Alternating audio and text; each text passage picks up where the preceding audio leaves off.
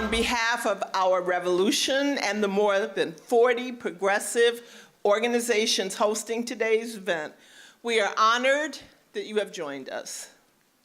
Today's gubernatorial forum will hopefully give us some more information about the men sitting on this stage, well, to the right now, and who are vying to become the next governor of Illinois.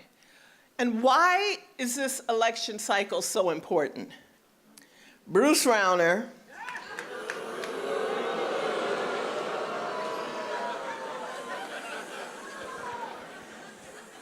a Trump-like right-wing ideologue, is intent on destroying labor, bankrupting our state, and shielding rich people from paying their fair share. All right, now don't be mean. Don't be mean yet. You don't invite somebody to your house and then clown them. Sorry, don't do that.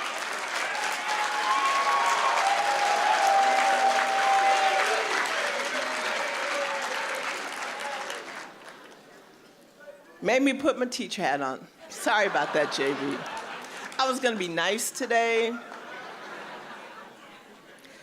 So now he's running a campaign commercials that tout a new school funding formula that he signed into law that's still about $4 billion short of the necessary funding for it to work. A formula he saddled with increasing funding for for-profit charter school operators and a tax shelter for the rich, doubling as a voucher program.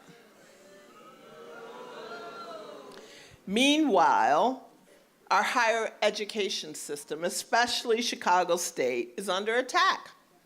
Apparently, we have enough resources to fund private institutions, but not enough to fund Chicago State, Western, and Eastern Illinois. We need a governor with vision and courage.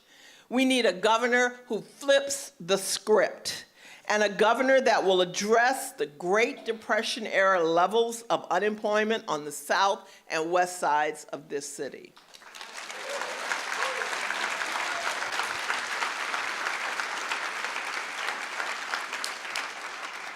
One that supports real revenue like a graduated income tax and an end to corporate loopholes and an end to the sweeping assault on working families.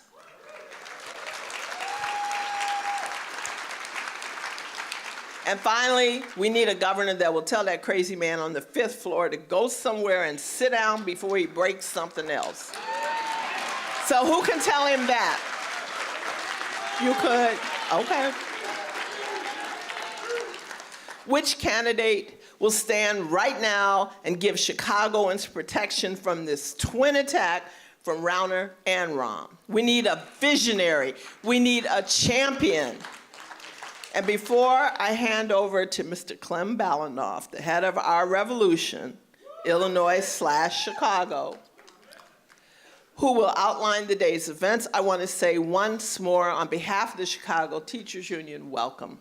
It's a pleasure to see so many of you here. Thank you.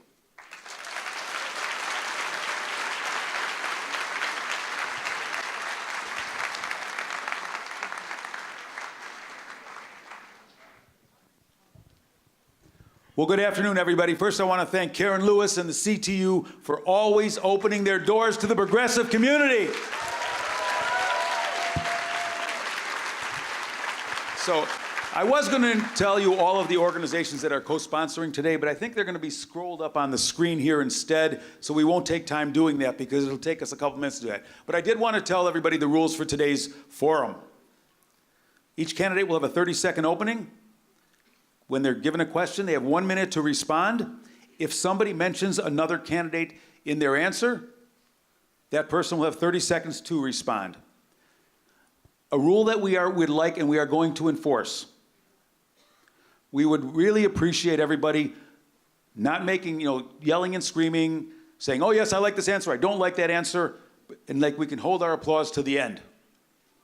That is something that in forums across this, forums I've always been involved in, whether it was the mayoral forums or other forums in the past, has been the rule, and we really want that to be the rule today. Our moderator for today, as everybody knows, is the premier political reporter in Illinois, our good friend, Mary Ann Ahern.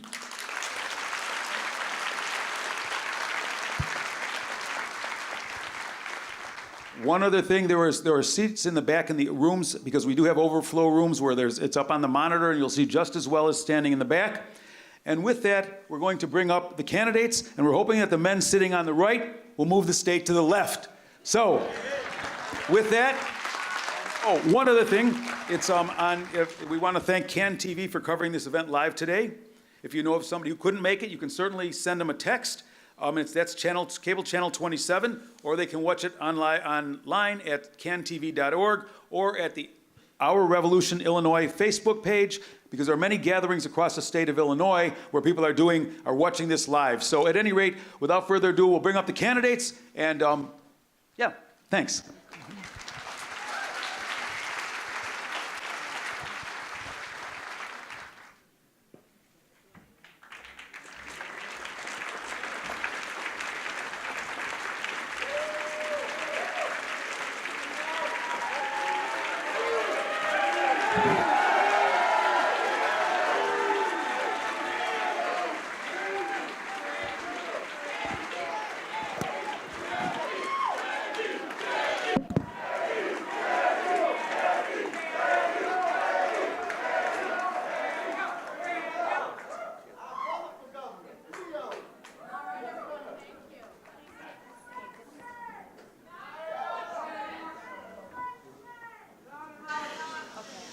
Good afternoon. Whoa, all right, here we go.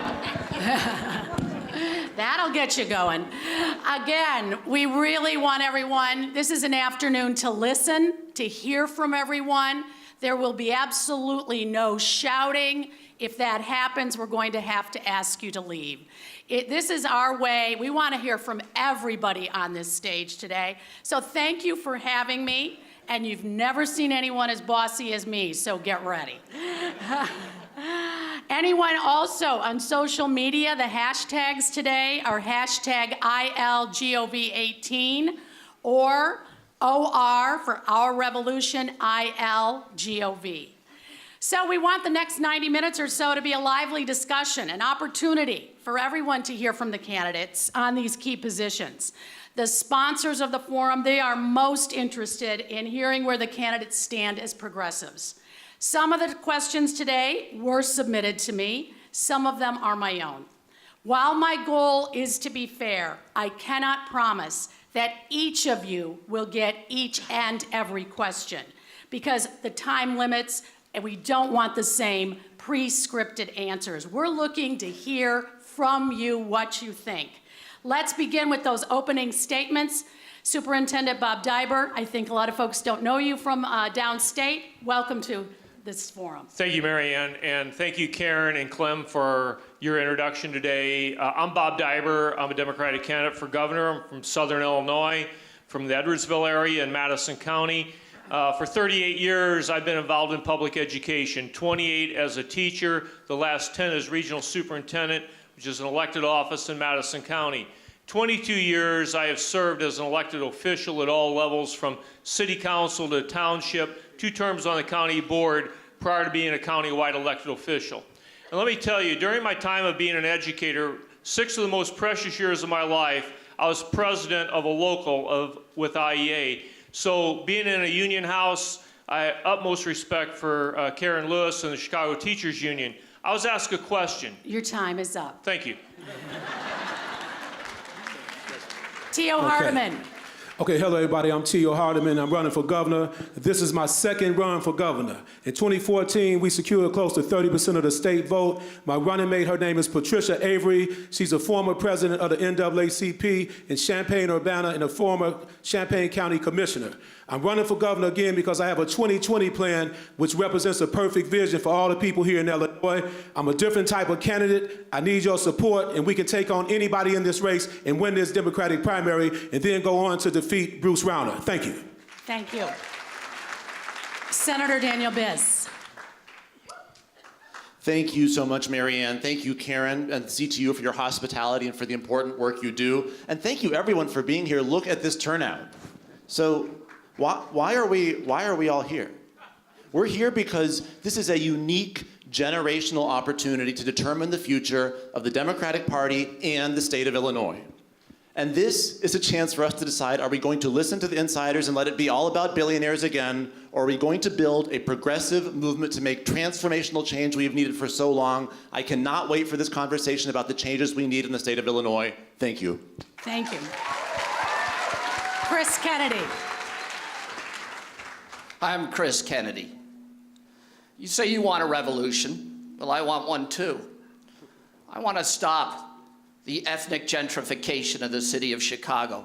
I want to stop the economic gentrification of the state of Illinois. I want to end the despair in so many of our communities that's pushing people into the racist hands of Donald Trump. All of it is related to a broken government based on a corrupt property tax system instead of a progressive graduated income tax. I want to join your revolution, and I want you to join mine. J.B. Pritzker.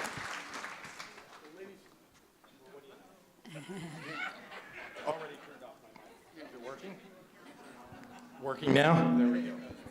Thank you. Do I get my 30 seconds still? Go for it. Ladies and gentlemen, my name is J.B. Pritzker, and I want to make one thing very clear to all of you. This race isn't about money, it's about values. It's about progressive democratic values. It's about standing up for an agenda, and I will bring it to Springfield, a progressive income tax, a $15 minimum wage, making sure that we legalize marijuana in this state and tax it, universal health care, and passing the ERA once and for all in this state. Let's put Springfield back on the side of working families. Thank you. Alderman Pawar. Good afternoon. My name is Pawar, and I'm running for governor. What are you going to do? This race, this election is about race and class and geography. Donald Trump and Bruce Rauner are racists. But what we have to recognize is what they do to keep us all divided. They pit poor white people against poor black and brown people, and they drive wedges between communities and people over and over again so that the only remaining group that's left is their political base. And the only way to do that, fight that, is to unite around a progressive agenda that brings the state together. Thank you. Thank you. Alex Patericus. Stand here. My name is Alex Paterakis. I'm a civil engineer and small business owner. I can tell you what progressive values these people on stage do not possess. We have an individual that condemns a mansion and decides that for the tax break. We have an individual that wanted pension reform to strip people of their pensions. We have individuals that vote with Rahm Emanuel 95% of the time, and everyone up here asks for a 15 minimum wage, but does not treat their interns, doesn't pay their interns. I give my employees $14 an hour. I hire 50% veterans, and I give part-time employees health care. That's true progressive reform, and I look forward to talking to you today on how we can be successful. Thank you. Well, I think actually Alex started where a lot of folks want to hear from the very beginning. Let's do this in a show of hands. How many of you support a $15 minimum wage? That's what I thought.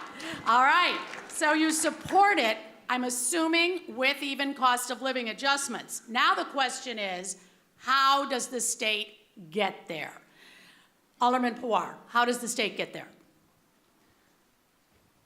Starts by recognizing you can't put communities against one another. How about now? All right, I'm getting better. The good thing is Michael Madigan has allowed the $15 an hour minimum committee.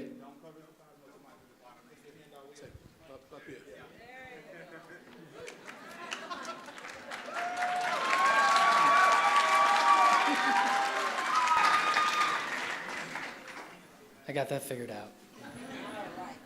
Look, the legislation's out of committee, But passing a $15 an hour minimum wage is not enough in the State House. It's about guaranteeing paid sick leave. It's about fair scheduling. It's paid family for maternity leave and paternity leave. All of these things together is what helps working families. We have to stop pretending that a $15 an hour minimum wage is getting people rich. It's about all of those things together that supports working families, and I've worked on that in City Council. I led the effort to guarantee paid sick leave to 500,000 Chicagoans. I worked on the minimum wage task force to raise the $13 an hour minimum wage in Chicago, and we know that's not enough. It's $15 an hour as a baseline, plus paid sick leave, plus fair scheduling, plus protections from wage theft, plus paid family leave. Those things combined is what helps working families. So let's stop acting like $15 an hour is enough. Thank you.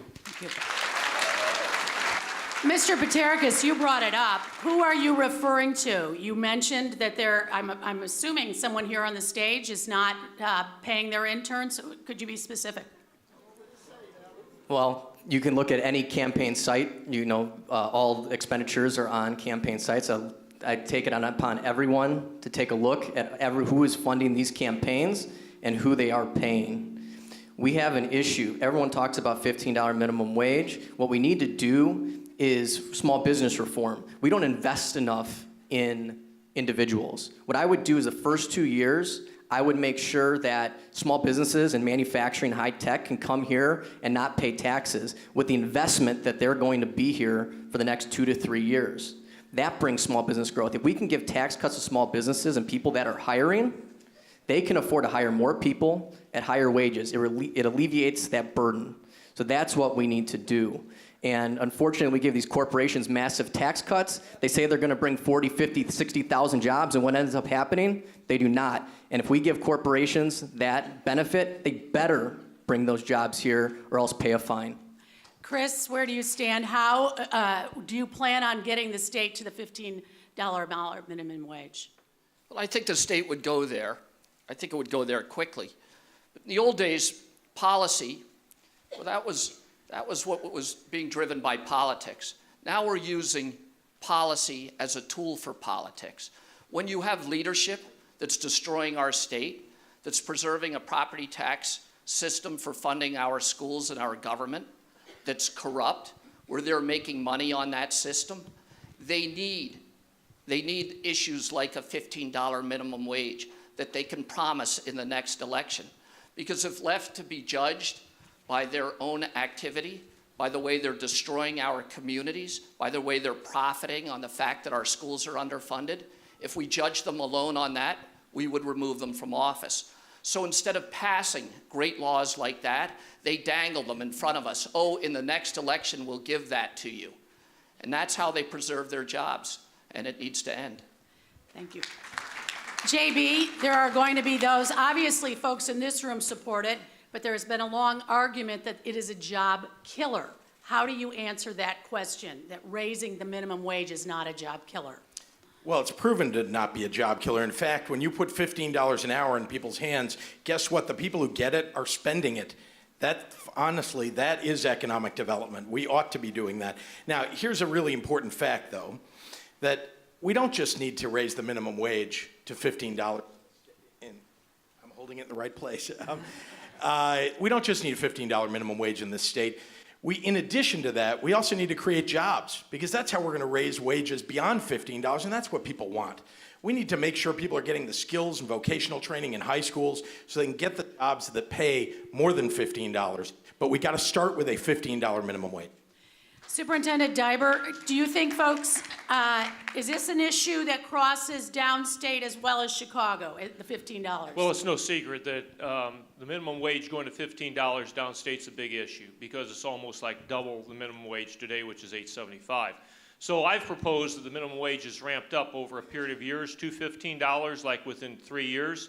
But there's also got to be, and I appreciated you bringing up the COLA factor, that I've said when we pass this minimum wage, there has to be a cost of living adjustment in it, because that's what gets people. Their power bills go up, their insurance goes up, one entity after another goes up, and they're making a bare minimum wage. You cannot live on $8.75, you can't live on $10 an hour, much less $15 today. because of increased cost of living. So there has to be a COLA factor tied to the minimum wage, and that's what I've advocated. I'm for a $15 an hour minimum wage, but I don't believe we can get there tomorrow, but I do think we could be at $10 an hour tomorrow morning. Mr. Hardeman, you wanted to weigh in as well. Well, you know, increasing the minimum wage to $15 an hour is a no-brainer. We must support the financial transaction tax at the Chicago Mercantile Exchange, Board of Options, and then we can use some money from that particular tax to help fund some of the smaller businesses out here across Illinois with special incentives so they can stay in business. When I become governor, I plan to sign a minimum wage bill immediately. That would be one of the first bills that T.O. Hardeman and Patricia Avery, we would sign that bill. Okay, it's a no-brainer in my opinion. Thank you, everybody. Plus, I'm the only candidate running for governor that worked for minimum wage many, many years ago. So I understand it firsthand. I just want to put that out there. Thank you. Senator Biss, you are a member of the General Assembly. This is not going to go over well with everyone. How will you get that through? Well, let's remember that we've come a long way, that we put a $15 minimum wage bill on Bruce Rauner's desk this spring, and he vetoed it. Now, let's think about what that looks like compared to where we were 5 years ago. When we were organizing for the Fight for 15 5 years ago, we got laughed out of the room. And what changed? It wasn't mostly in the Capitol building. It was here. It was us. It was movement building. It was marching. It was demanding. It was building political power and not taking no for an answer and not taking eye rolling for an answer either. That transformed the political environment, which is how we found the majorities needed to put those bills on Bruce Rauner's desk. But get this, you're exactly right, Marianne. The forces that don't want to pay that wage are more than happy to say, as long as Bruce Rauner's there, sure, you guys go have your fun, pass your $15, and as soon as we have me as governor excited to sign that bill, they're going to be fighting back. And so we have to keep organizing. We have to keep building power. We have to hold every single elected official accountable and make sure in every legislative campaign we put everyone on the record before the election, not after. Thank you. All right, let's talk about free college tuition. That has certainly been a hot issue for the progressives and notably Bernie Sanders. What do you all, let's see a show of hands on that one. Does everyone favor some kind of free college tuition? Please raise your hand if you do. Thank you. All right, New York is offering students attending public colleges and universities for families making up to $125,000 a year. Do you agree with that income cutoff? Do you agree with all 4 years of free college tuition? And where does that money come from? Could we start, please, with Mr. Pritzker? Sure. Well, first of all, we absolutely need to put ourselves on a path toward free college for every kid in Illinois who cannot now afford to go to college. I do not think free college should be offered to my children, to be clear. It is important, however, that we look at the funding source, because it is going to be a progressive income tax that does this for us. The priorities that we have in this state, which ought to be, education ought to be right up there. It's education, healthcare, jobs. Those are the three things that I'm going to be focusing on. But it's college education, making sure that you're not strapped with debt for the rest of your life. That's what we ought to be focusing on. And vocational training for those kids who choose not to go to college, because there will be those who choose that. But we've got to make sure that we're setting a standard here that every kid has the ability to go to college and not get strapped for the rest of his life. What's the income cutoff? With debt. As far as I'm concerned, middle class and people striving to get to the middle class are the people who should be eligible. And are you talking all 4 years?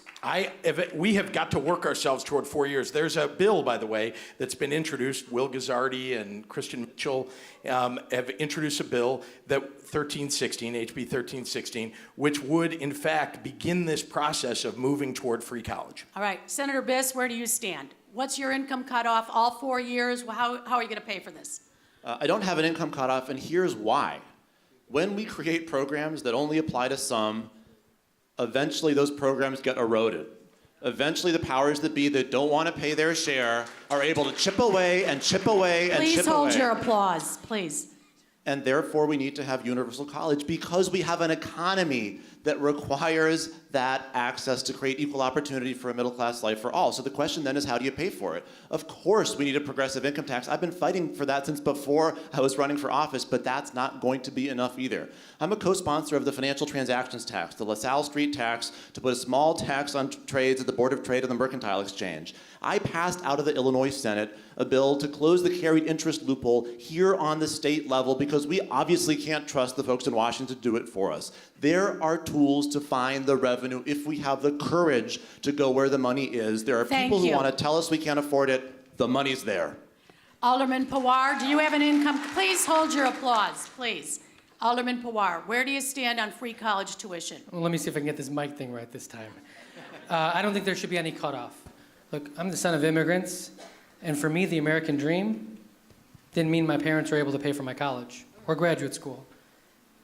I always joke, my wife always jokes about marrying me and my student loans. I brought $250,000 worth of student loans with me to our marriage. Now, as an alderman, I make $108,000 a year, which is a damn good salary. But if something happens to our family, just know that half of my take-home right now goes to pay for my student loans. And we are solidly middle class, and no one should feel sorry for us. So the idea that college has put us in a place where we ask young people to do the right thing, go to the best schools, and then they are encumbered for the rest of their life is insane. So you want a shot at the middle class? Free college is the only way to do it. How do you pay for it, Alderman? Nothing's free. Yeah, of course nothing's free. But just know that we live in the 5th largest economy in the country. It is $700 billion in terms of our GDP. Let's stop acting like we're broke and there isn't enough money to pay for it. A progressive income tax, legalize, regulate, tax marijuana, close corporate loopholes, pass Senator Bissett's carried interest bill. There's enough money. We can get this done. Thank you. All right, let's hold the applause, please. Chris, where do you stand? Mr. Kennedy, where do you stand on college tuition? I believe I've heard you say not necessarily all 4 years. I have said that. I think it would be a great goal to get there, but immediately we ought to provide community college, free community college to everybody in our state. We ought to means test it as other states do. I would set the range somewhere between $120,000 and $150,000 a year. I would raise all of the standards at the public colleges across the state, raise them from about $65,000 a year up to that $120,000 to $150,000 number. And I just say to yourselves, look, if Kentucky can do it, we can do it. The reason we don't do it is we pay for a lot of our community colleges with property taxes. If you make money in the property tax business, you want to preserve a property tax funded system for all of our government. If we got rid of if we took the dirty money out of politics, we'd get the dirty politicians out of government. Superintendent Diber, where do you stand on free college tuition? Well, I strongly support free community college, and I'll tell you why, and I'll tell you how we get there. Right now, community colleges were designed to be paid a third, a third, and a third. A third by property taxes, a third by state resources, and a third by tuition. And realistically today, we could pick up that other 1/3 as a state, and we could make it possible. That is a realistic goal immediately for free community college, and that answers a big question. That gives a student a start in college. It also provides those opportunities where we want to provide career and technical training for an individual who may not be looking at going on to a 4-year institution. So there is a 2+2 win there. That person also, if you graduate from an Illinois community college, when you go to a state university, you automatically have junior status. So then I will invest in those people who are successful with state money as they become juniors and seniors and uphold monetary assistance programs for MAP. Thank you.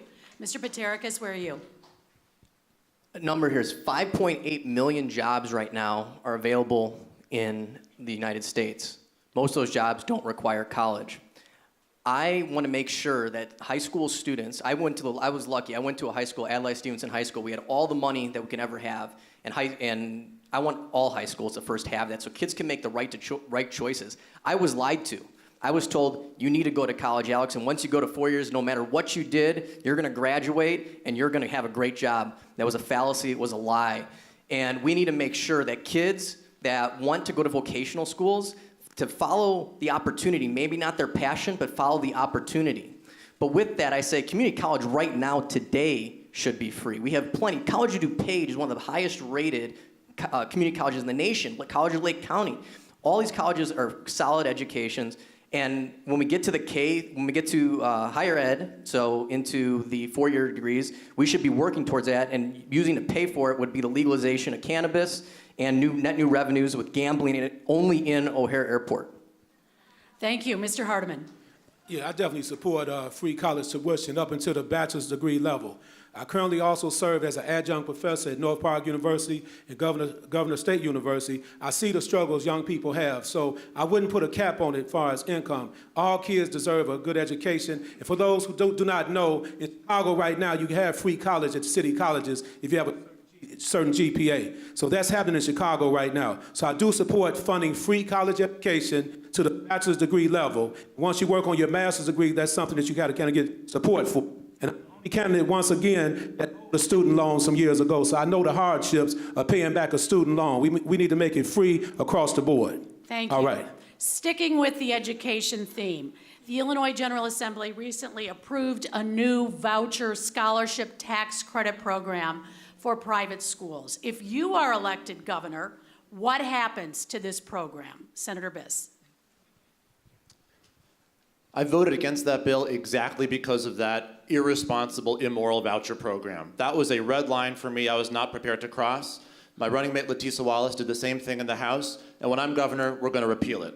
But when I'm governor, we're also going to finally fund our public schools properly. I'm looking at Dan Montgomery at the front row, and I'm thinking back to the time that I spent with Dan in 2005 and 2006 in a little room in the IFT meeting space up in Skokie with Ilya Shaman, trying to figure out then how to reform our school funding system. I have been trying to organize in communities around this issue, not for a few years, but for over a decade, because the way that we fund our schools in Illinois is unjust and immoral and unacceptable, and it's because the way that we get our tax money is also immoral and unjust and unacceptable. We are going to organize a giant movement, repeal the flat tax provision of the Constitution, bring in adequate revenue to fund schools properly on the state level, and finally have a reasonable property tax system as well.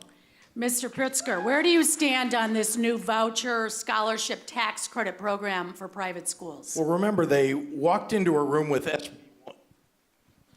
SB1. Everybody remember that this is the funding formula fix. They walked into a room, a dark room apparently, with just the leadership, and somehow they came out siphoning off money to go to, frankly, very wealthy people and for private schools. And this isn't right. We not only need to keep the public money in public schools, but we need to significantly improve the funding for education all across this state. That's why we need the progressive income tax. We literally have been underfunding every single year. Illinois is last in the nation, last in state funding for education, last. That's why property taxes are high. That's why we need a progressive income tax. I mean, we basically fund half of what other states fund. That's wrong and immoral, and I'll change it when I'm governor. Okay, but the question was, what happens to the scholarship tax credit program? So not only did my running mate also vote against this bill, and I came out against it too, but also I pledged to repeal exactly that provision when I become governor. All right. Superintendent Diber, where do you stand? I've always opposed tax credits for private or parochial institutions. I would appeal it immediately, repeal it. I said this, you can pass progressive income tax, you can go through and get all sorts of new revenue. As long as it goes to the general fund, there's one issue that's at stake. And that issue is you have to pass an education appropriate bill by March 31st, not August 31st. You got to put education funding at the top of the list, not at the back. You can pass another lottery, you can expand gambling, you can do anything you want, but as long as it all goes into general revenue and you fund education last, you're always going to get what you've always got if you always do what you've always done. Thank you. Chris, Mr. Kennedy, where do you stand on the voucher scholarship tax credit program. I oppose it. I'd repeal it, and I'd point to the Constitution of the state of Illinois. That thing is a complete violation of Article 10, Paragraph 3. It's clear language, and what we did violated our Constitution. But the fellows who did it, the people who were in charge, they were clever. They made the whole thing stick together. If you challenge any one part of that funding bill, the whole thing collapses. They've silenced all of us once again, and that needs to end in our state. Some of you have brought up already, Senator Biss, you did, the funding element. I think Mr. Pritzker did as well. The new education funding formula, it's called an evidence-based, drives more dollars to low-income students. But the state did put the bare minimum of new dollars into the formula. So it's still the same old issue of those who live in wealthier neighborhoods will receive more money. What's the solution? Superintendent Diber. There's three factors that have to be taken out of the school funding formula if you really want to get it right. You got to take EAV out, you got to take TIF districts out, and you have to take PTEL out. And until you take that out, you're going to get the same thing. That was the factor when they were trying to pass SB 1. They moved it on to 1947. If you read about passing those bills, you'll see those three factors that come up. You've got to move funding of education away from property taxes. I said that in 1992. I said that you've got to have a designated tax for education. It's got to be in a designated fund. It's got to be attached to your IL 1040, and that's how you fix funding public education in the state of Illinois. Mr. Hardeman? Yeah, right now, the funding for schools in Illinois is very, very important. It should definitely be a priority, but the way to fund it is in the progressive tax as well. The Illinois State Lottery really needs to be looked at a little closer because just last year, I think they put in $696 million in the general education fund. When we talk about funding schools, we have to think about the entire state, but the money should come out of the progressive tax funds right now, but you cannot get a progressive tax, people in Illinois, until you change the Constitution, so that may not happen until 2020. But education will be a priority in the Hardeman-Navy campaign. All right. Alderman Poor. The thing about education equity, or equity in general, is equity does not mean equal. Equity means spending more money where it's needed. And if we want true education equity, then we must all recognize that this is really just about money. We don't spend enough money in our public schools. That's it. It's not accountability, it's not different teachers' contracts, it's none of the other garbage. It just is about money because we do not bring in enough money to pay for public schools. Number two, now, I just wanted to say I would repeal the private education tax program, but also we need to get rid of the Illinois State Charter Commission, which undermines public schools. Please hold your applause so we can hear what he's saying. Which undermines public schools. So if you want true equity, it's not just getting more money into the system, but it's recognizing you need to spend more money where it's more needed, where it's most needed, and also knowing that I represent an upper middle class community. If I keep getting more dollars, that's not equity. It's spending money where it's needed and getting the revenue to support it. Thank you. Senator Biss, you voted for the education funding bill, but if there's still this lag between, you did not vote for the education funding bill? Okay, explain that. How would you fix it to make sure that there is this evidence-based model as the theory of the bill? I voted against it specifically because of the voucher program. I'm proud of that vote. I would do that vote 8 days a week. But the rest of what's in the bill was a small and important step in the right direction. What we need is a big step in the right direction. We need to repeal the flat tax provision of the Constitution, bring in adequate revenue in a fair way, and then fundamentally transform our school funding system and property tax system as a result. Now, the amazing thing is that all of us are saying really similar things. The question I would ask is, where have you been? I started running for state representative in 2007 in, frankly, an affluent district that wanted to hear none of this stuff, not a word of it, saying all of it, banging on doors saying we need a progressive income tax, banging on doors saying we need to reform our school funding formula. I voted for school funding reform years ago, took a lot of political heat at home, but it was the right thing to do.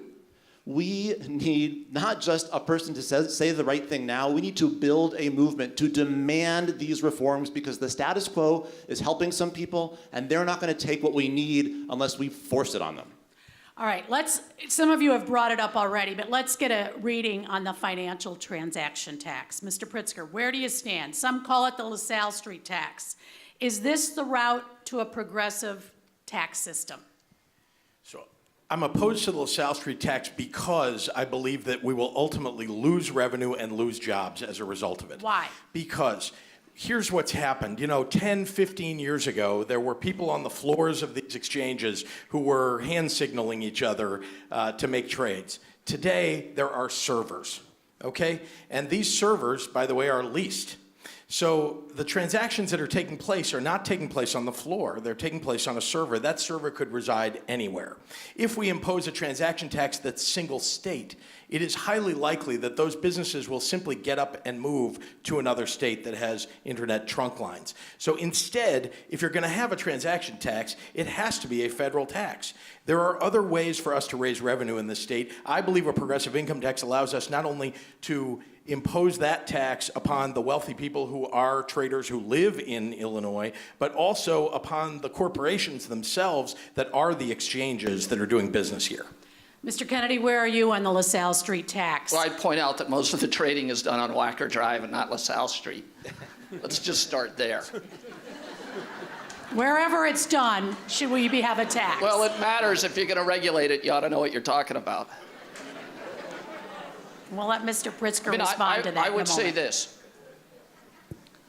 I'd like to promise everybody rainbows and swing sets in their backyard. They're not going to have to pay for any of it.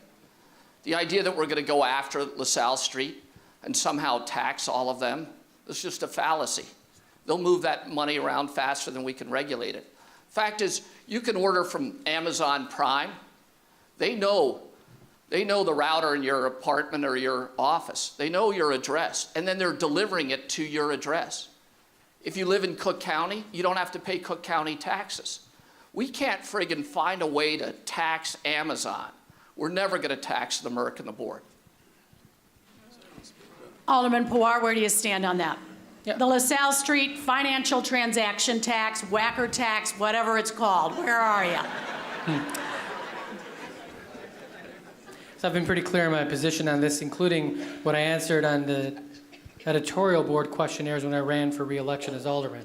The thing about taxing behavior is if you just have to adjust the tax based on whether they change their behavior. It's like taxing cigarettes. You tax cigarettes, people smoke less. That's a desired result. If you want to tax high-speed trading to reduce speculative trading or flash trading, you tax it.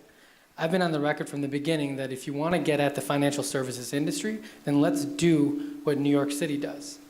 They have a corporate income tax at the municipal level, which I've proposed, and they also have a specialized tax for the financial services sector, because I think there's more money to be taxed on income than there is on behavior. That's where I've always stood, and I think that's where we should go. Mr. Hardiman. Well, there's already a bill, House Bill 453, which talks about the business transaction tax. That tax can bring in $3 billion of new revenue in the state of Illinois, with the progressive tax could bring in $2 billion of new revenue. With a 4-year Hardiman and Avery administration, that's $5 billion of new income here in the state of Illinois. We need to take a serious look at House Bill 453, and I would sign that bill immediately because the rich people, the corporate people, and it's not a slight at nobody, I just want to make that clear. The reality is that rich people have not been paying their fair share of taxes, and the business transaction tax is only a fourth of a quarter. It's not even a big tax. So if the businesses choose to leave because we impose a small tax on them, we would have to really have a conversation. As your governor, I plan to lead that charge. Mr. Paterkis, did you want to weigh in? Yeah. So pretty much in Illinois, we're taxed on everything. And unfortunately, most of the taxes that we have are on the middle class and the poor. Soda taxes. I don't like those because what do? They attack the poor. We have a income tax that's flat across everyone. The rich don't pay any more than the people that have that take in more. We have a bag tax. We have high property taxes. We have high sales taxes. All those things negatively affect the poor and the middle class. Any new taxes that we raise, because here's an example, need to be lockbox. Because here's an example. We talk about education funding. The lottery was supposed to pay for education funding. Anybody know how much goes to education funding? 24%. It ends up in the general fund, and any new taxes need to be regulated because politicians, unfortunately, don't keep their word. They say they're going to raise money just to raise money to fix things, and those things never get fixed. Thank you. Mr. Diber, I don't think we heard from you. I'll come back to you. I went on record and said I would support the financial transaction tax, and I think it's reality, no. And I'll tell you why. Because I sat in the House Appropriate meeting one night, next to the CEO of CME Group. He's asking for a $10 million tax break. I was asking for a paycheck for myself and 90 other people in the state of Illinois who hadn't been paid in 6 months. You know what? He got his tax break. I waited 3 more months. So, you know, it's like this. There's a reality as to what you think is possible. There's a reality as to what will be. As governor, I wouldn't be counting on that revenue. If it happened, I'd sign it, but it has to be less than 0.5%. And Senator Biss, you did bring it up before, but would you like to weigh in one more time? I would. I want to make 2 points. First of all, look around at our economy. It is harder and harder to get by. People are finding it more and more difficult to make ends meet. There's a shrinking, vanishing middle class. And yet the numbers say we're richer than we've ever been. What happened? The financial sector has ballooned. And so as the economy has changed, if we want to fund our schools properly, if we want a government that works, we have to change our tax code with it. It's time to tax the financial sector properly, and that means passing a LaSalle Street tax and a Wacker Street tax, if you prefer. I'm a co-sponsor of that bill in the Senate. But I also want to say that Bob's right. We're not going to pass that tomorrow. We've got to organize around that. We have to build power. We have to work together to demand that out of our legislature, and we can't pass the buck. You can say that it should happen in Washington. If that's what you want to do, run for president. You can afford that too. We need to do it here. Would you like to respond? All right, can we please? As a matter of fact, I would. I want to be clear. Thank you for referring to me. Once again, as wealthy, I want to be clear about something. And that's that no one up here on stage wears any kind of halo. And Daniel, while I appreciate you calling that out, you know, you've accepted PAC money, you've accepted money from special interests, you've accepted money from bankers. All right, hold your applause, please. Let's have a discussion, please. And this is, Right. and I want to be clear though that you know that I do not believe that they're buying you in any way whatsoever. I believe that they believe in you, and that's why they wrote checks. And you know, I'm standing up here telling you exactly what it is that I believe in. The one thing you will know about me is that if you elect me, everything that I have told you that I will do is exactly what I will. There's nobody calling me in the middle of the night telling me I can't do it. There's no special interest that will have funded me that will call me in the middle of the night and say, I'm sorry, we're not funding you for the next election. So. All right, Senator Biss, perhaps you should respond. You started it, so let's finish it. What about that special interest call? I'm incredibly proud of the way that we have funded our campaign. I'm incredibly proud of the thousands of people who have donated to our campaign. I am proud of the fact that though, frankly, the establishment thinks I have no chance, and despite the fact that I live a middle-class life, we have been able to outraise everybody else on this stage, unless you count money people put into their own campaigns, for 2 quarters running. That's because of the people of Illinois coming together to build a movement to change our state, and that's the only way we're going to accomplish what the state needs. All right, thank you. A couple of individual questions. Let's start with Alderman Pawar. As a progressive candidate, why are you not a member of the Progressive Caucus for the Chicago City Council? Love that question. So I think I've been able to get a lot done in city council, work on progressive issues. Truthfully, I know what my faults are. I tend to work alone. I don't always build coalitions, but I think that's always been able to afford me the ability to actually pass legislation. I think there has been a lot of personality conflicts between me and the Progressive Caucus, and I own that. Some of it started by me and some things that are internal, and I don't think it makes sense to air that. I respect them, but I'll tell you one thing. I worked on the task force to pass the $13 minimum wage, and I led the effort on paid sick leave, but they were also ones leading out there and organizing around it. So I think we've all played our roles. I'm proud of the work that I've done. I'm proud of my record. There have been some personality issues that came up, and I don't think it makes sense to air that in a public setting other than to say I respect them. I think they respect me. I'll leave it at that. How do you work then with the state? If you aren't someone who likes to work alone, how will you expand that role from being a city council member to the head of the Illinois?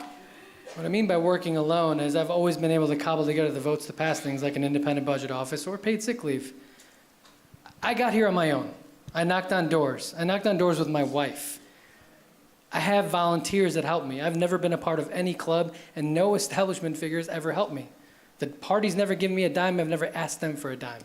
I got here on my own grit and sweat equity. Now, I own my weaknesses. I always have. But I've been diplomatic. I've always worked hard, and I've outworked people. And that's how I'll work as governor. Thank you. Mr. Pritzker, do you believe it's appropriate to disconnect the plumbing from what many would consider a mansion to receive a $230,000 tax break? Thank you for asking that question. Here is the truth of that, and that is that we began a renovation project on a home, and we decided to stop that project. And at some point in the future after that, we, like 50,000 other people in Cook County every single year, like Chris Kennedy, like Governor Rauner, and others, asked for a reassessment of the property's value. Not because of that, but just it was a point in which, as you know, we have a very unfair assessment process. We need, and I've discovered how flawed it really is. That, in fact, is why we need to get rid of that system, make sure that we've got a formula that really works for assessing properties, and make sure that people are paying their fair share for their properties. That's what happened in that situation. If there does need to be a change in the assessment, does that also mean a change of the assessor? Where do you stand on Mr. Berrios? Yeah, the truth is that that's going to be up to the voters, but I must say that things in the assessment world in Cook County have not been going that well lately, let's all face it. And across the state, this is not just an issue in Cook County, by the way. All across the state, we have got the problem of in poor communities, they are paying the very highest rates. The very highest rates. That is very unfair. I am in favor of more progressive taxes, less regressive taxes. Unfortunately, our property tax system is quite regressive in this state. So, Mr. Kennedy, he brought your name up. You also did receive a tax break at Wolf Point. You've apparently received also a tax break on your home. Where do you stand? Is that appropriate? Well, what Mr. Pritzker did and what everybody else who's ever appealed their taxes did are two radically different things. We appeal our taxes. He had his house reclassified as uninhabitable. That's a different thing. I've never even heard of it. I've been in real estate in 30 years in Chicago. I never knew you could do that thing. All right. Huh? Let's listen. No, I'm serious. Let's listen. That's like a whole nother game. But you also did Let me receive a just tax finish. break. Let me just finish. He did that. Then he says he's in the house next door, and he appeals that tax. He says, look, I'm living next to an uninhabitable home. Don't put me in that bucket. I never did either of those two. Well, but hold on. I will tell you this. on. I have the courage to stand here and tell you that Joe Berrios' system is a violation of the 1964 Civil Rights Act, and he should be taken out of office. All right. I need to respond to that. I'm sorry. I must say, by the way, that millions of dollars of tax breaks at Wolf Point taken by Mr. Kennedy do qualify, in fact, as tax breaks. So to be clear, our property, by the way, is no longer on that roll. It was a temporary situation that we, in fact, were doing renovations, stopped that, and are beginning to do those renovations again. But you do support Mr. Berrios? No, what I'm suggesting is I'm running for governor, and I believe that the people of Cook County ought to make the decision about who the assessor is of Cook County. I must say, though, things are not going well in terms of assessment of properties, and people who are poor are paying the highest taxes. And Mr. Kennedy, could you clarify, because you did get a tax break at Wolf Point, so there have been... That's not true. Well, what? That's not true. Can we please... Let's listen. True. He can explain it. When Wolf Point was a parking lot, it was assessed as a parking lot. When Wolf Point was a development site, it was assessed as a development site. When Wolf Point was an apartment building, it was assessed as an apartment building. All of those assessments were within the range of their peers. There's no evidence that I got a break outside of what everybody else got. There's no evidence that the taxes paid there were different than any other taxes paid by a similar building, development, or lot anywhere else in the city. It's not true. All right. Appreciate that. Did anyone else want to weigh in on this issue? Mr. Hardiman. Only thing I want to tell everybody right now, that's why you should vote for me. Hey, I'm I just should being have honest known. with you. All right, I appreciate that's it. the only If thing you I don't wanna have a say. point to make, All right. let's move on. All right. I have a point to make. I have a point to make, okay? Yes. As your governor, let me just be honest with everybody. This is the problem that we have right now. I was born and raised in the heart of the ghetto. I grew up in Avalon Park community, Henry Horner Projects. Understand all this. We all agreed to take the gentleman's way out when we ran for governor, but when we take the gloves off, people are not going to be happy about it. I'm glad you're asking these questions, but for far too long, the reason I support a progressive tax is because the rich people have been getting away too long. You only have 17 billionaires living in Illinois. 17. So if the billionaires vote for the billionaires, they will get 17 votes. The 99% of the progressive Democrats, working class people vote for their own, we will win this election by a landslide. That's my comment. Superintendent Diber, did I see that you wanted to weigh in as well? There's something that's really important for middle-class people who are property taxpayers, and everybody understands that. I don't care if you're in Cook County or in Madison County where I live. There's a factor called EAV. That's your equalized assessed valuation. Taxpayers have to pay that EAV. Every time we give an exemption, I don't care who it is. I don't care if it's to someone wealthy. I don't care if it's to someone disabled. I don't care if it's to a senior. Every time there is another exemption passed by the General Assembly, those people who have no exemptions pay more. That's the bottom line of property taxes. So if you want your property taxes to ever go down, there's one solution. Cut out all the exemptions. Everybody pays less. Senator Biss, did I see that you wanted to weigh in on this or no? All right, I have one for you. Great, because you got a good one coming. You recently did drop your initial lieutenant governor pick, Carlos Ramirez Rosa, after backlash for his support of the Palestinian-led boycott, divestment, and sanctions movement, and its inherent opposition of your stance. You did lose support from Congressman Brad Schneider and Jesus Chuy Garcia. What does this say about the consistency of your platform? I'm also really glad you asked that question. I think there's a fair number of people in this room who've been wondering that. That was a painful episode. Carlos is a remarkable progressive. I was excited to have Carlos on the ticket because of a number of deeply, deeply shared values around Medicare for all, a $15 minimum wage, and fundamentally transforming our economy so that finally it works for the rest of us. And we had a very, very difficult situation that was resulted in a separation.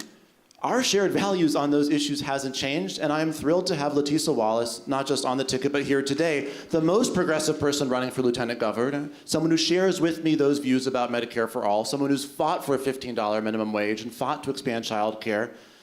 That was a difficult situation, but the values that led to that choice are the values that lead to this choice, are the values that have driven my work in government, and are the values that drive this campaign, and most importantly, are the values that will drive our administration. I've heard a couple of different stories of why, that one, that you didn't ask him the question, or yes, you did. I mean, how did this erupt into such a problem, and why wasn't it, if it meant that much to you, then why didn't you know about it ahead of time?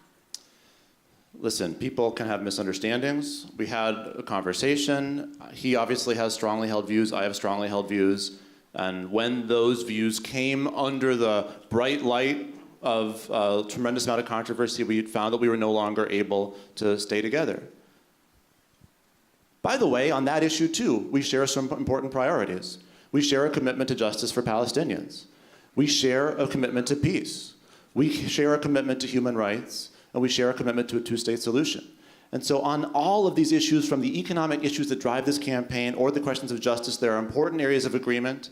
It's a shame that we weren't able to work those out in a way that was satisfactory, but the thing that I think is most crucial is that we have in this ticket a partnership that will allow us to fight not just vigorously, but successfully for those same core progressive issues. Thank you. Thank you. Mr. Kennedy, you had received criticism after an event downstate called Mom and Baby. You were late to the event. Some of the moms there at the event felt you disrespected them. You've also been somewhat reluctant to take reporters' questions unless it's a one-on-one setting. Do you have what it takes for a high-profile governor's race? I hope so. As for the mom and babies interaction, I'd say that the people in Vernon Hills would be shocked to know that they now live in downstate. Sorry, That's okay. correction. I mean, truthfully, a number of them were interviewing for jobs with J.B. Pritzker, and a lot of the criticism came out of that job application process. I go to multiple events every day.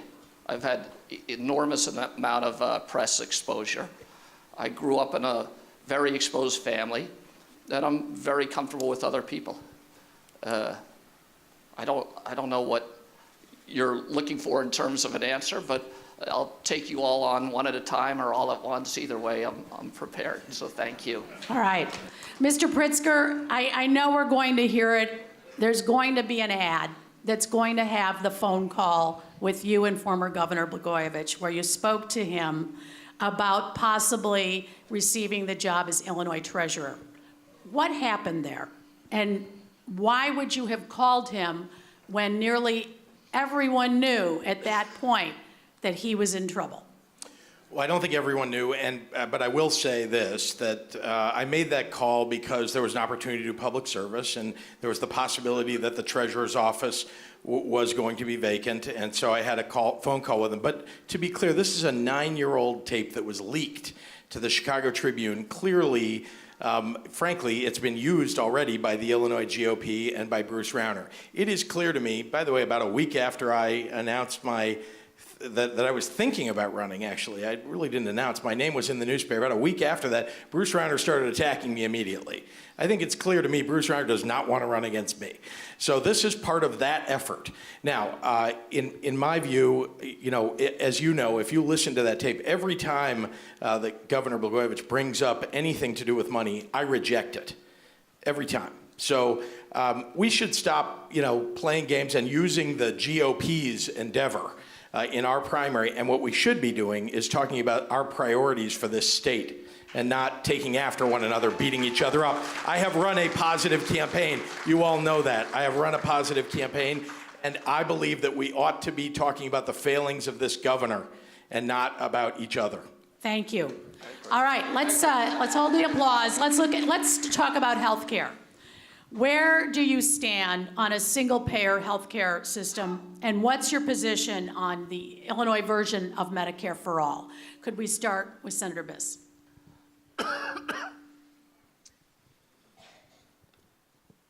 I support single payer. I support single payer on the federal level.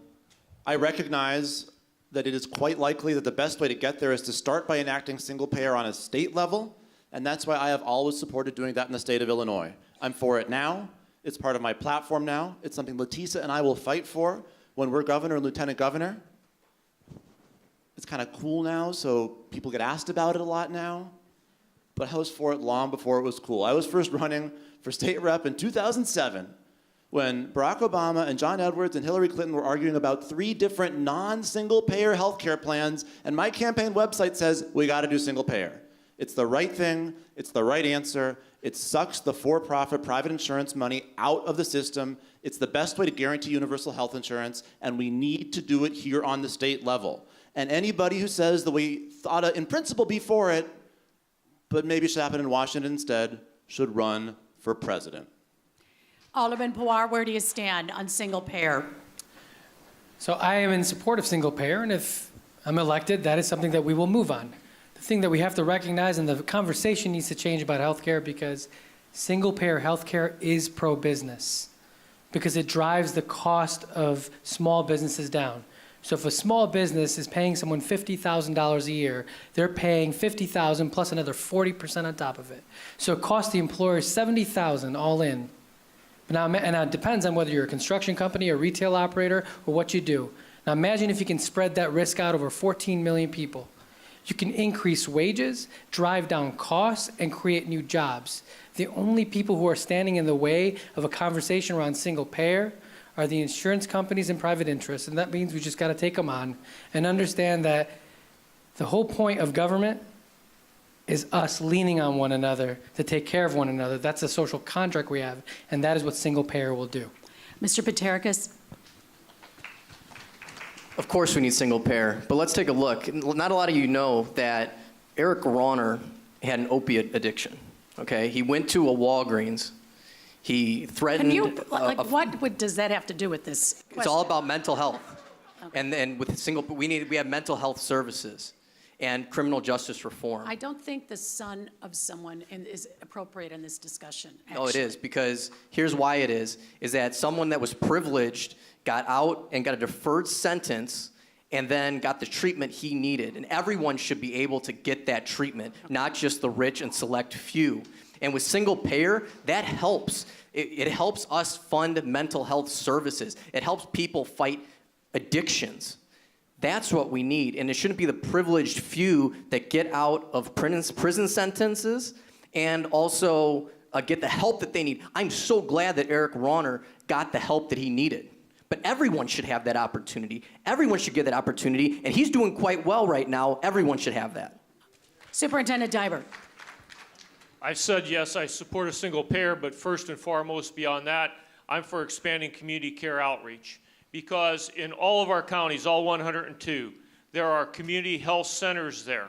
And these community health centers work. And if you don't believe me, if you've ever went to a university health service center, you've used it, you know it works, you know you get feeling better, you know you get medicine free.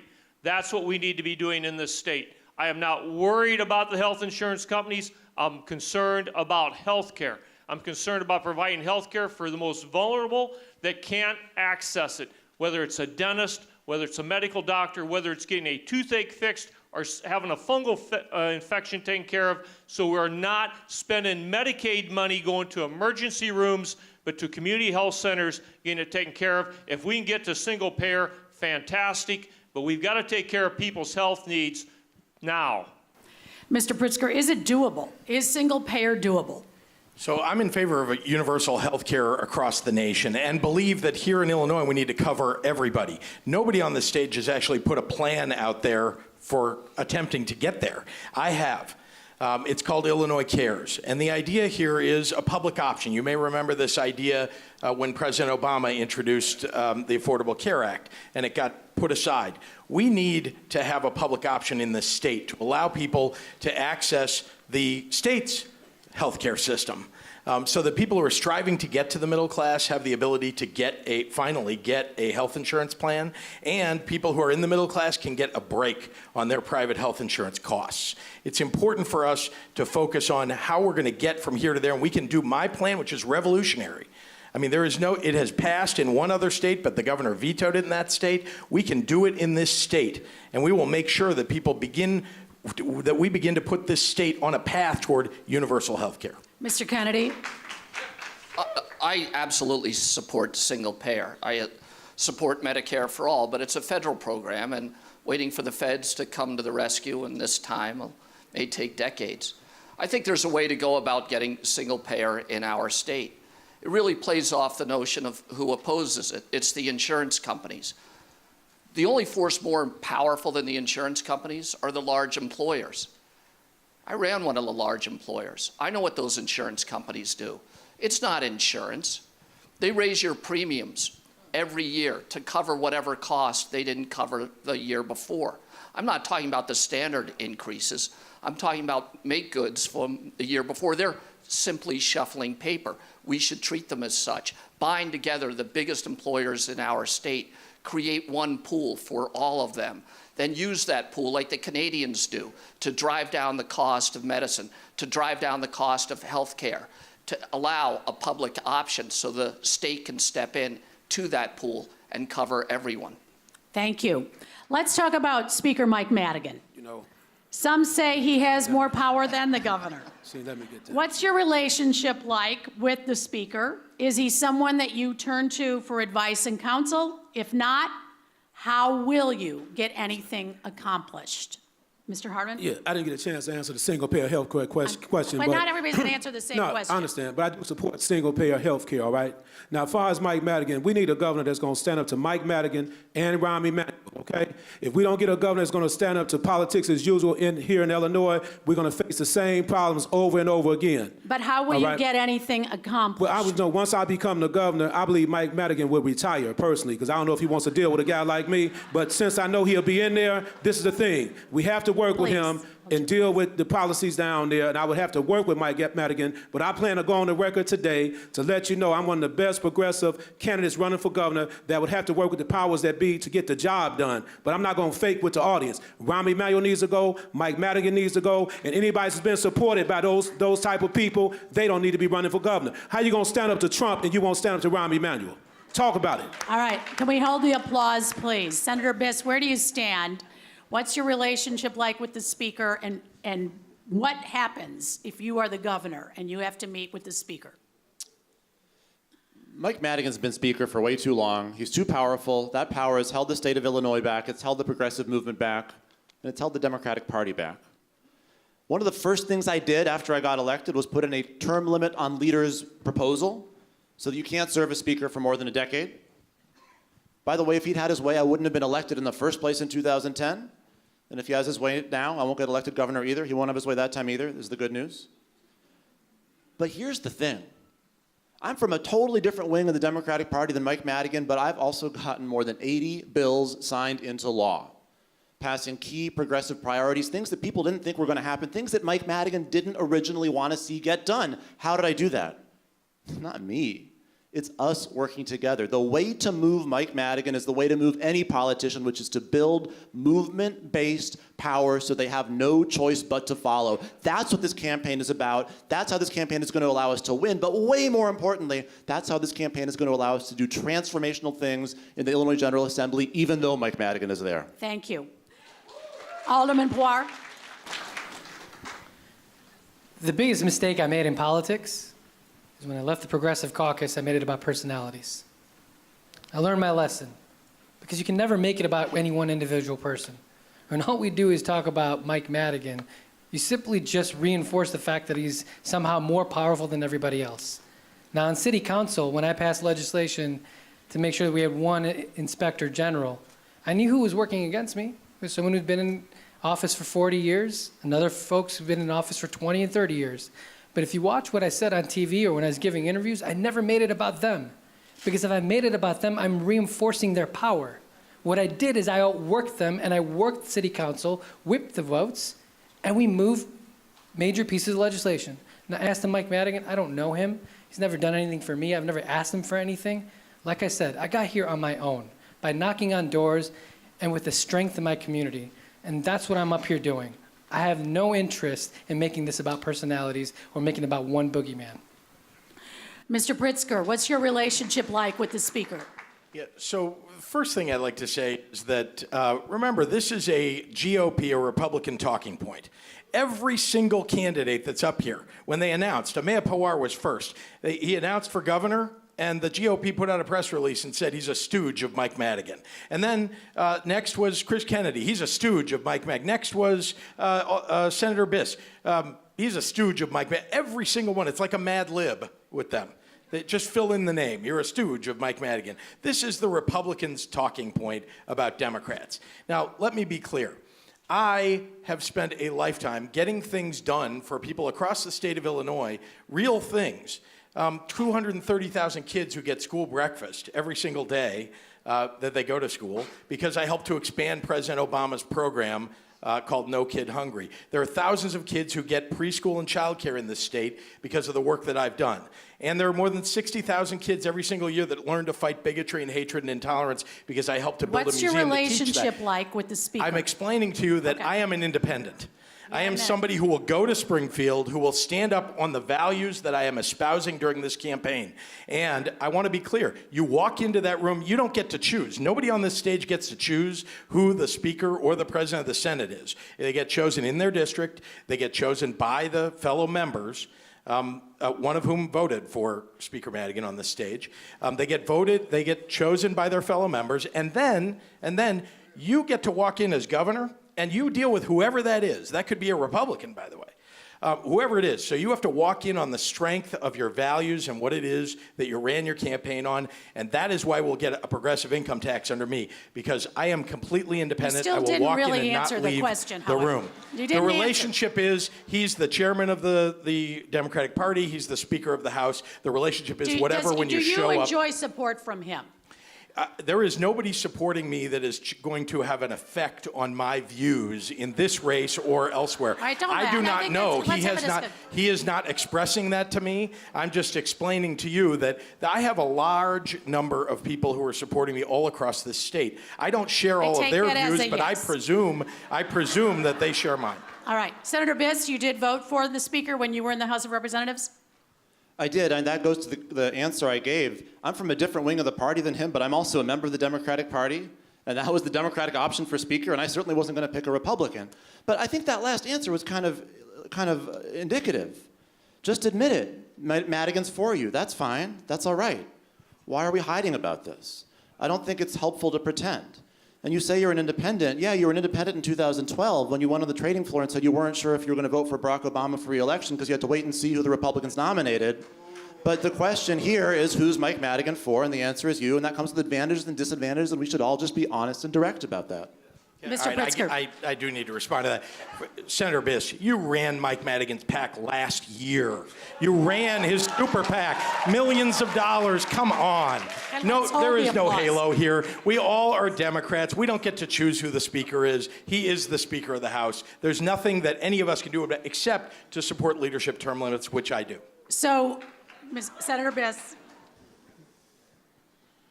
I'm a proud Democrat. I'll say it again. There was an effort by a lot of Democrats, several of whom are on this stage, to fight against Donald Trump and Bruce Rauner in the fall of 2016, and you bet I took a leadership role in that effort. And when I'm governor and Mike Madigan is Speaker, I'm going to work with him to advance progressive solutions. The question is, are you from the same wing of the party as Mike Madigan or not? And what I know is that Mike Madigan has taken a position in this race, and people might like that and want to be for Madigan's candidate, or they might not like that and not want to be for Madigan's candidate, but let's just be honest about it. Mr. Kennedy, what's your relationship like with Speaker Madigan? I think we should give him a choice. I think he should have the choice between being a property tax appeals lawyer or a state representative. That's what I think. Please, let's hold the applause. What? I don't think we have to accept the current situation. I don't think it has to be like this in Illinois. He's a property tax appeals lawyer. He's appealing the property taxes to Joe Barrios. One is head of the state Democratic Party, one's head of the Cook County Democratic Party. The scale of this thing is incredible. The Sears Tower sells for $1.2 billion. It gets $1 billion mortgage on it. They're recorded at Cook County. They're reported in the Tribune and Cranes. The assessor, Joe Barrios, says, oh no, he has alternative facts. It's only worth $579 million. We need to prevent our elected officials from having outside jobs that are adverse to the interests of the body they were elected to serve. All right, let's talk about Amazon. The Amazon sweepstakes. The mayor and the governor tomorrow are planning a pep rally. Wisconsin spent a pep rally to show their interest in receiving that second headquarters. Wisconsin spent $3 billion in public subsidies for Foxconn. How far should Illinois go? Are there any incentives you would oppose the state giving Amazon or a similar company? Mr. Hardiman. Oh, yeah. I put a quote out about Amazon coming to Illinois in the Capitol Facts. I'm totally against providing infrastructure funds to Amazon for coming here, and I'm also I plan on giving Amazon a minimum tax break, and I also oppose giving them tax reimbursements once they get here. We need Amazon to build their headquarters number 2 over in Inglewood, over in the Austin community on the west side, or East St. Louis, one of these distressed cities or towns out here. That's what we would like for Amazon to build their second headquarters, my people. So I'm totally against providing any infrastructure money to Amazon. These Fortune 500 companies are making a lot of money. We need the jobs, yes, and the most important thing we can do here in Illinois is provide them with the brilliant minds of the young, brilliant people here in Illinois. Mr. Diver, how far should Illinois go? I'm proud of the fact that I worked a year ago in August to bring Amazon to southwestern Illinois, where it's got one of its largest distribution centers in all of the Midwest. Over 1,500 jobs are there today, and I'm going to tell you they came for 3 reasons. 1, we did invest in infrastructure. 2, we did provide them with a readily trained workforce. And 3, We expedited the permitting so they could open their doors within 3 months. And if you want Amazon to come here, that's what you're going to have to do. I want to bring them back to southwestern Illinois. I want them to expand in East St. Louis or on the Metro East Side where they're close to their main distribution center. I think that's a big selling point. Secondly, I'd be open for them coming to Chicago. I want the jobs in Illinois. I don't want them to go to Wisconsin. I'm willing to do as governor whatever I have to do to bring business to Illinois. And you have to invest in order to attract. I will tell you that. I've done it. I've worked on it for 20 years. One of the largest distribution centers in all of Illinois is at the intersection of 111 and 270. Drive through southern Illinois and see it. Thank you. Mr. Pritzker, how far should Illinois go? Hello? Okay. If the benefits of a deal with Amazon do not inure to the benefit of the neighborhoods and of counties across the state of Illinois, it's not a good deal. Let's make sure that we are truly getting a payoff for the taxpayer. So whatever that benefit is that we give to try to bring the incentives, to try to bring companies to Illinois, which we should do, but you should only do it if it is truly inuring to the benefit of the taxpayers. And that means a real rate of return on the investment, the incentive that's being given. It's clear, though, that companies like Amazon, in part, have chosen Chicago and choosing Illinois because of work that I've done in building and founding 1871 to build up the technology infrastructure here in the city of Chicago and around the state of Illinois. It is important for us to have an ecosystem that fosters technology startups, and that's one of the very attractive features for Amazon thinking about Illinois. All right, thank you. Mr. Kennedy, what about Amazon? Is there a limit on what Illinois should give to them? Absolutely. Absolutely. And we should start by closing their tax advantage. They shouldn't be able to sell into Cook County and not pay the taxes here, collect and pay. It's a disadvantage for every retailer. Everybody who works in those stores now has shorter hours. The store owner has less revenue. The landlord gets less rent. The schools get less taxes. We're destroying our economy to accommodate a single company. This is no way to go about economic development in the United States. Giving out corporate welfare to bring people in to get in an auction. It's no way to elect a governor. It's no way to fund an economy. Senator Biss, could you respond? We're getting down to the wire. We got to move a little faster. Okay, I'll try to be quick. First of all, you introduced this question by talking about Rahm Emanuel and Bruce Rauner holding a pep rally together. So there's going to be a lot of nightmares tonight. The question is, how much should we give Amazon? The answer is not much. The answer is we need to look very, very, very closely at whatever they ask for and understand what they're going to be giving, not just in terms of jobs downtown, but all of Illinois. Understand the benefit to people in communities that have been the victims of disinvestment, not just for a few years, but for decades. Make sure that we ask that question, but also know this.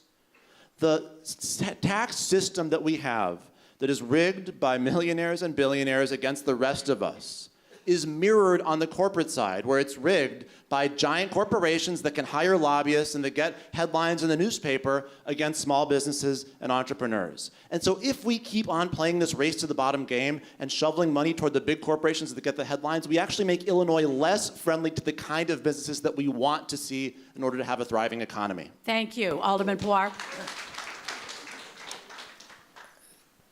I have a problem with giving Amazon any money. See, the thing is, Amazon is a publicly traded company, so they have a legal responsibility to ask for as much as they can get.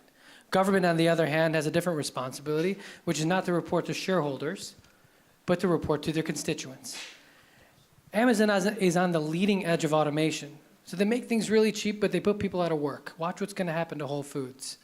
So what I've said is, look, if we can find $5 billion, $3 billion, $2 billion, whatever they're going to ask for Amazon, then match it with a new dollar for dollar, for public schools or infrastructure or economic development. If we can't find the money to match every dollar incentive that we offer them, then they shouldn't get a dime. And the other thing we should know is that the jobs that Amazon's creating in those warehouses aren't good jobs at all. They're 1099 employees with no benefits that pay $14 an hour. That's crap. So let's stop giving money to companies that automate, take jobs out of our companies, and put people out of business. Mr. Paterkas.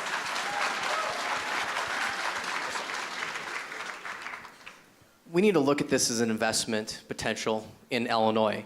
You know, if Amazon's going to bring 50,000 jobs, we need to hold them to that. If they're going to bring 60, we need to hold them to that. We did a disservice in Libertyville. Motorola said they were going to, Quinn signed a bill, we're going to give them they're going to sign up for 5,000 jobs. The next year they sold to Google, next year they sold Lenovo. Guess what happened to those jobs? They disappeared. And 55% of our college students do not go to college in this state. Imagine if we had a huge second corporate warehouse within Illinois. Kids would want to stay here. We have a mass migration issue. You can say that's with taxes. You can say it's because they're not getting social services. That's a big opportunity for us to keep and invest and grow. And let's be honest, Washington's their first headquarters. What's legal in Washington? They're going to feel right at home once we pass the legalization of cannabis right here in Illinois. All right, let's talk about a different issue, switching topics, police brutality. What's the role of the governor? What are your plans? And where do you stand when it comes to police demilitarization, de-escalation, the retraining to protect Illinois citizens, particularly people of color? What role does the governor play in this issue? Mr. Hardiman. Okay, I want to take that one first.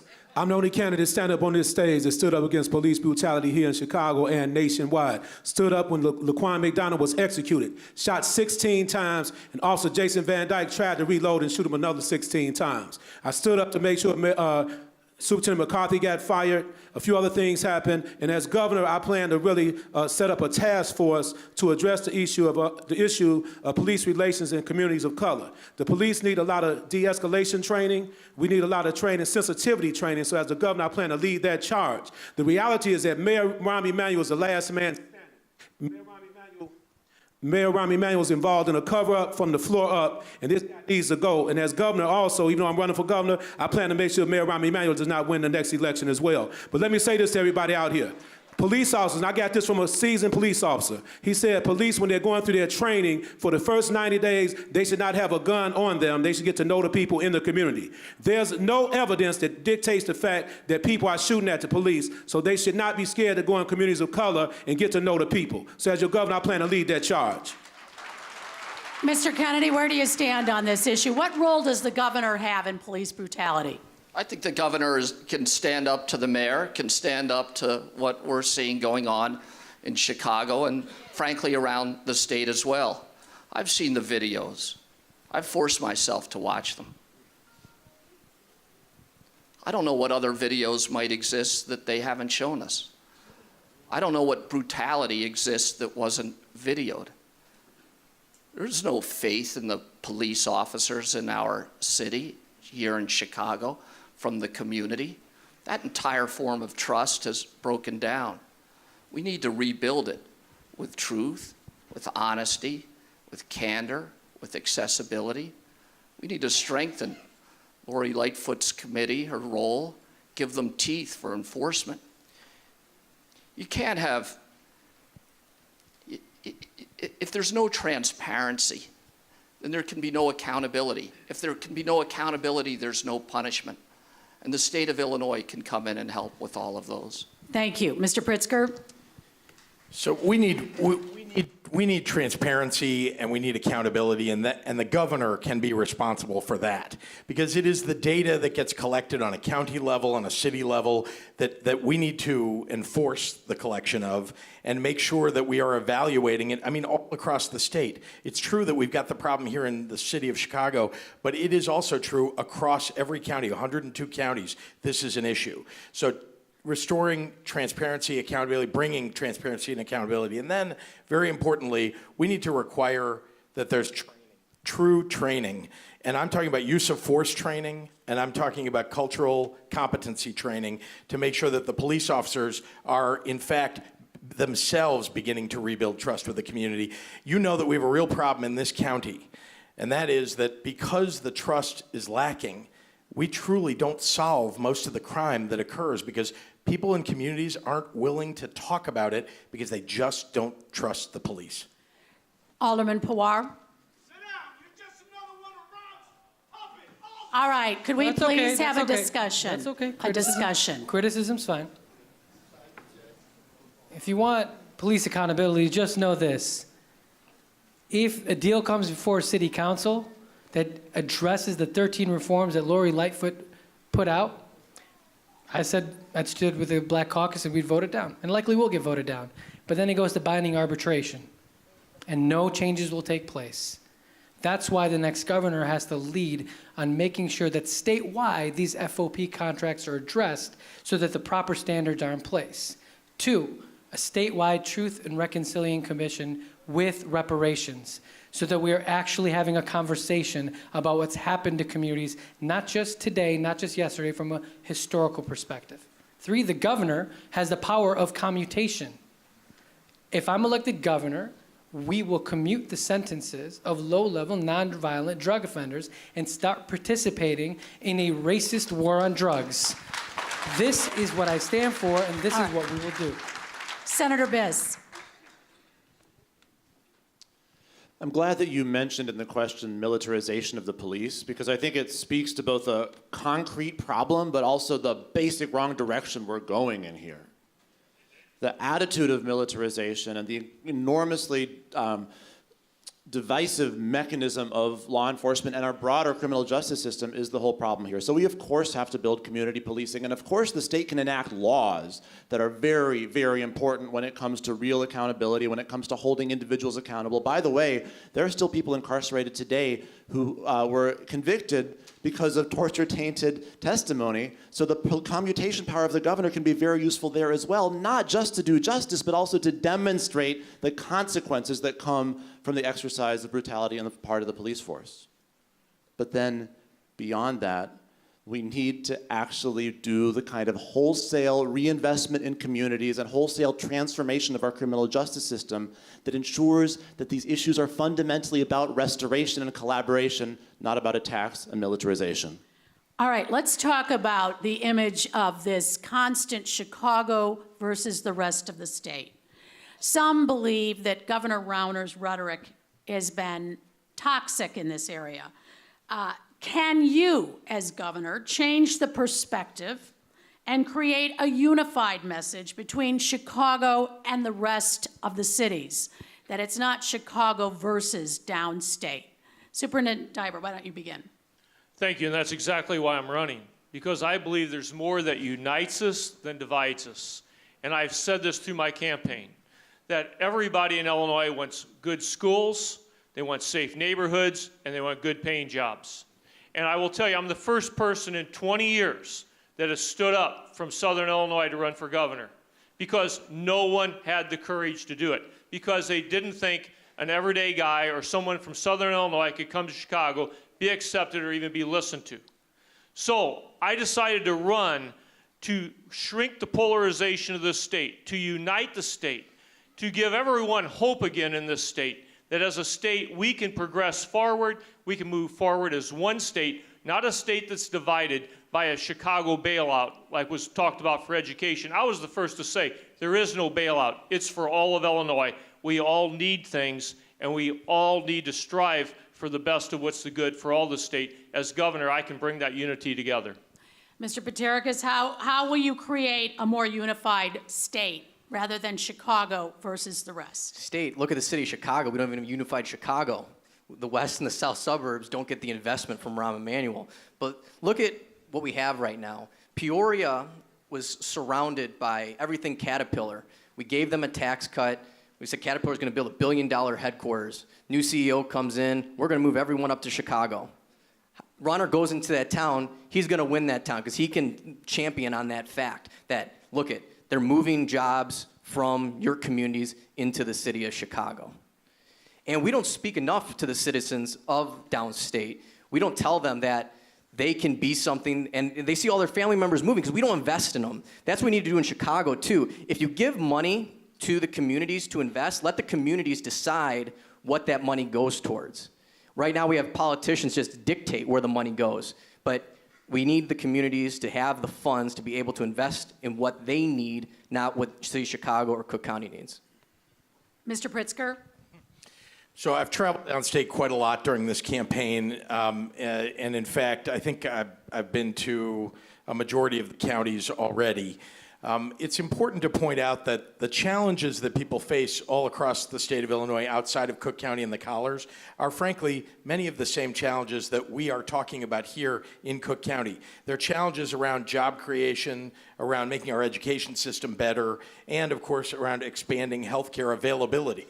Because under Bruce Browner, we know that 2 years and 6 days without a budget, frankly, just decimated social services across the state and jobs too. And of course, our education system. So everybody's talking about the same things, and we need to bring the state together. That is why I put forward a plan in each of those areas to address jobs, education, and healthcare, not just in downstate or southern Illinois and central Illinois, right here in Cook County and across the collars. It's important for us to be expansive in our thinking, but we are one state. We are one state, and we cannot have a governor who is dividing the state. Okay, we have a couple of other questions we're trying to squeeze in. I'd like to know where you stand on, will you stand with the community of this room, these are folks asking this question here in the room, to oppose any more school closings?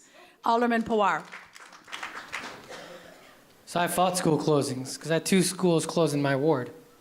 And what I said in 2013 is what I'm saying today. Closing a school is akin to closing a community. And when you close a school in the most struggling communities, you're often removing the last bit of government dollars that comes into that community. So how do you expect the community to thrive if you close the most basic building block of that community? And that's why I believe we need a moratorium to close any more schools. And more importantly, not only do we need a moratorium on school closures, but if there's a conversation about closing more schools, then that has to be done by a democratically elected school board. Because having one person appoint a school board who then makes decisions for the rest of us is how we get to a place where we have myopic people running our school system. Thank you. Mr. Kennedy, where do you stand on the closing of schools? I'd stop the school closings. I know when I was running the merchandise mart, the apparel mart, they weren't always performing at super high levels, but we didn't close them, we fixed them. Sheila and I, we've lived in the same community for 25 years. If you wanted to get us to move, there's 3 things you could do. Close our local school, decrease the number of police so crime goes up, threaten our local hospital, and if you want to guarantee that we move, get rid of the grocery store so we end up in a food desert. You do those 4 things, we're out of there. If a government could do that to the Kennedys, a government can do it to anybody. That's what's going on in this city. The city's becoming smaller and it's becoming whiter. This is absolute strategic gentrification. We're becoming like Paris, pushing the poor and the minorities to the suburbs and leaving the core inner city for the white rich people. Senator Biz, school closings. My children go to 2nd and 4th grade in our neighborhood public school, and it's the anchor of our neighborhood in every way. I can't believe that Rahm Emanuel is talking about closing schools again. It's unconscionable. I'm opposed to it, and we all have to stand together and fight against it because there is an effective operation on the other side. So we have to be clear about that. But we also need an elected school board because that's the right way to bring democracy into this process. Right now, we're going to have to do a big mass movement to persuade decision makers who aren't really accountable to us to finally just do the right thing. Instead, if we had an elected school board, it'd be much quicker. That's why I voted for an elected school board bill that we are in the process of passing in Springfield. I'm not too confident about Bruce Browner's signature. When I'm governor, I'm going to sign that bill. All right, a couple of questions, just a show of hands before your final comments. Do you believe in strengthening the gun control legislation in Illinois? Show of hands, yes or no? Thank you.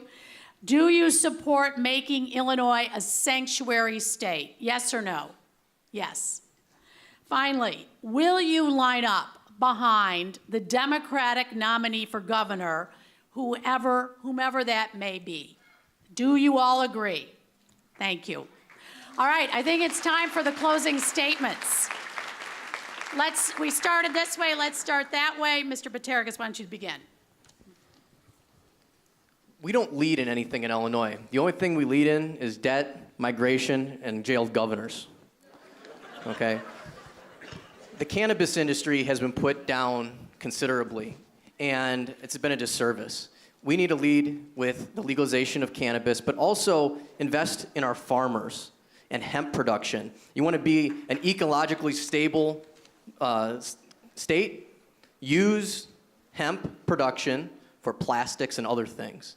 And it's investment in our farmers too. And make sure when we do legalize cannabis that corporate farms not infiltrate the way that they've done in every single other product in Illinois.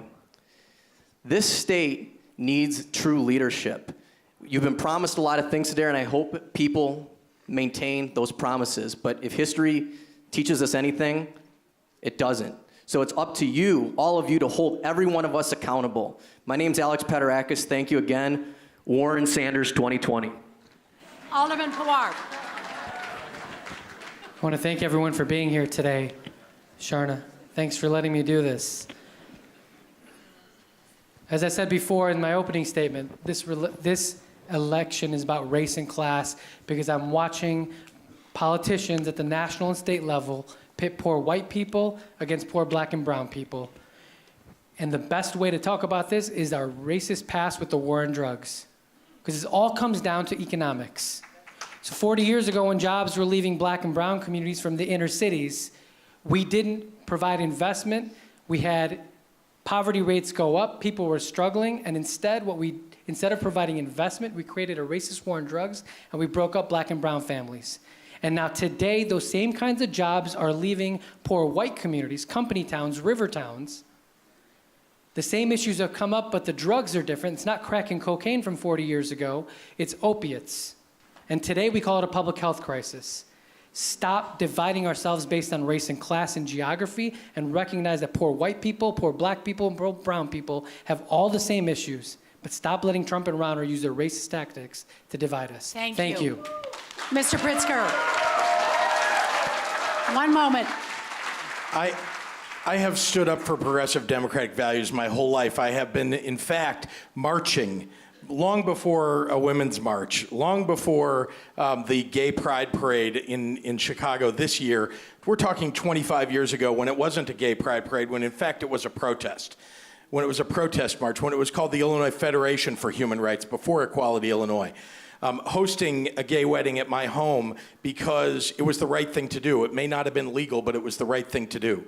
And you know that I have been engaged in standing up for people all across this state, particularly our youngest, most at-risk kids. We need universal preschool in this state. We need universal child care in this state. I've been working toward that, and there are thousands of kids who get that now in the state because of the work that I've done. The 230,000 kids who get school breakfast, at-risk kids in low-income communities, the tens of thousands of kids who learn to fight bigotry and hatred and intolerance, and I created 1871 and more than 7,000 jobs. Those are big things that I've gotten accomplished, and those big things that I've gotten accomplished are evidence that I can do the job in Springfield for you. Thank you very much. Thank you. Mr. Kennedy. Just a moment. The thing that separates Democrats from Republicans is that Democrats believe that government can be a force of good. It can be an ally, an agent of change, can educate our kids, take care of our disabled brothers and sisters, keep our communities safe, take care of our elderly parents, and invest in the economy, but more importantly, in the people that economy is meant to serve. Too many Democrats have been alienated from our party. We'll never be able to get them back. We'll never be able to reach across the aisle to Republicans. We'll never be able to get independents to join us if our party remains corrupt, if our leadership remains compromised, if we allow our senior leadership to continue to have jobs as property tax appeals lawyers, end the corruption, get the dirty money out of politics, get the dirty politicians out of government. Senator Biss. Thank you. And again, thank you everyone for being here. I'll end where I started. This is a really, really important election. And there was a lot that happened here that I think kind of tried to blur some of the distinctions and maybe make us feel as though it's actually not that big a deal. And I'm glad that now in 2017, we have consensus on some of the issues that we didn't have consensus on until super recently. $15 minimum wage, progressive income tax. I'm glad that most people on this stage support some version of single-payer healthcare somehow, but the question we ought to be asking ourselves is who has been fighting this fight and who is going to get it done? When I've been moving forward to try to advance a progressive income tax in the state of Illinois for a decade, we could have used $21 million to help us with that battle, but those $21 million weren't there. The question before us is who is ready to build the movement we need to enact transformational progressive change. I am that candidate. I'm here asking for your support and asking to join in your movement because we need to have an election and not an auction.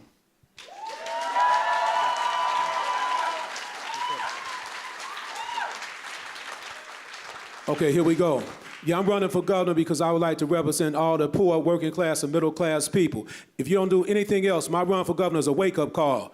The black vote is a hustle, and black death is a hustle across Illinois, definitely in Chicago. We need to take a look at who we're going to vote for in this election. I have a 2020 plan which represents a perfect vision. I won 30 counties downstate in 2014. I have a county-wide presence, statewide presence. I plan to represent everybody. We have 1.7 million people living in poverty in Illinois right now, 30% people of color, and we also have an issue with 900,000 people that are not insured in Illinois right now. So I plan to represent the veterans, everybody, the college students, the senior citizens, the ex-offender community, the recovering community. I'm one of the only real progressive candidates on this stage today. I was born a progressive Democrat and a revolutionary for this state. I need your support to take on all the big money candidates and make history by defeating all the big money. That's my words for you. All right. Thank you, Mr. Hardiman. Superintendent Diber. Thank you. There's been a lot said today, but I'm going to tell you something that's very important. Today we have $14.5 billion of unpaid bills, and you and I and everybody else paid $10 million a day interest. I said as governor, my first matter of business will pay those bills down because that's the right thing to do. I'll bond them out. I'll put the debt insurance in my manageable budget, and I'll move the state forward. Until we do that, we can't do nothing but go deeper in debt as a state, period. Secondly, I said I would strengthen unions. So on March 21st, I signed a pledge. I said no to right to work in Illinois.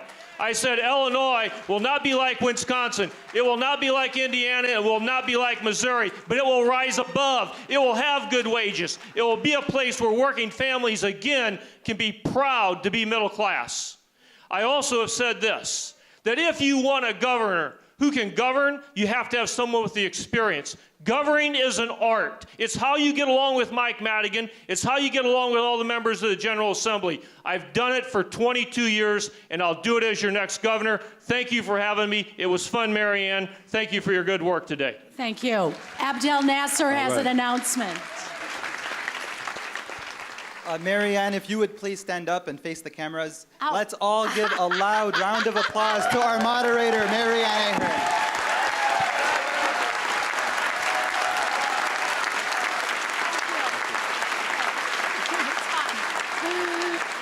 Thank you. Thank you.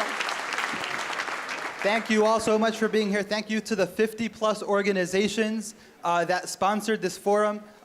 Mary Ann will close, but I just want to convey my thanks to everybody. Thank you to the team of volunteers that led this, led by Ahmed Khan. And visit our website, ourrevolutionil.com, to get involved and for more information. Back to you, Mary Ann. Thank you. Okay. Thank you to CAN TV. And Election Day is March 20th. Don't forget to vote. Thank you all.